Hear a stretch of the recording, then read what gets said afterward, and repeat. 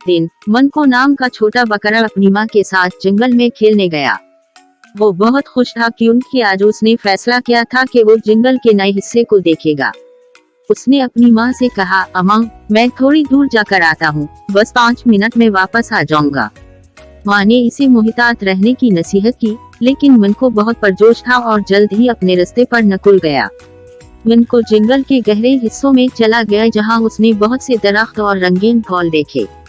वो इतना महव हो गया कि उसने अपना रास्ता भूल लिया। जब इसे एहसास हुआ कि वो बहुत दूर जा चुका है और अब वो वापस नहीं जा सकता, तो उसके दिल में खौफ का एहसास होने लगा।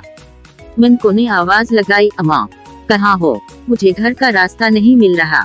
लेकिन जवाब में कोई आवाज न आई। वो परेशान हो गया और उसके आंखों में आंसू आ गए। इसी दौरान एक रंगीन तोता आकर मनको के करीब बैठा। तोता मनको की हालत देखकर हमदर्दी से बोला, क्यों रोते हो छोटे बकरे। मनको ने सिसककर कहा, मैं अपने घर का रास्ता भूल गया हूँ, मुझे वापस जाना है, लेकिन मुझे नहीं पता कि कहाँ जाना है। तोता मुस्कुरा कर बोला, तुम फिक्र ना करो, मैं तुम्हारी मदद करूँगा।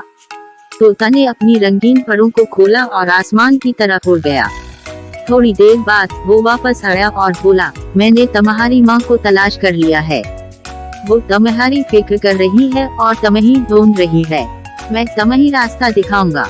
मनको खुश हो गया और तोते के पीछे चल पड़ा। तोता उसके सामने उड़ता हुआ इसे जंगल के रास्तों से गुजारता गया। दरख्तों, झीलों और फूलों से होते हुए वो आखिरकार एक बुलंद दरख्त के नीचे पहुँचे, जहाँ मनको की माँ परेशान होकर उसका इंतजार कर रही थी।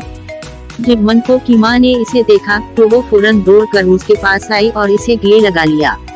कहाँ थे तुम, मैं कितनी देर से तुम्हारी तलाश कर रही थी।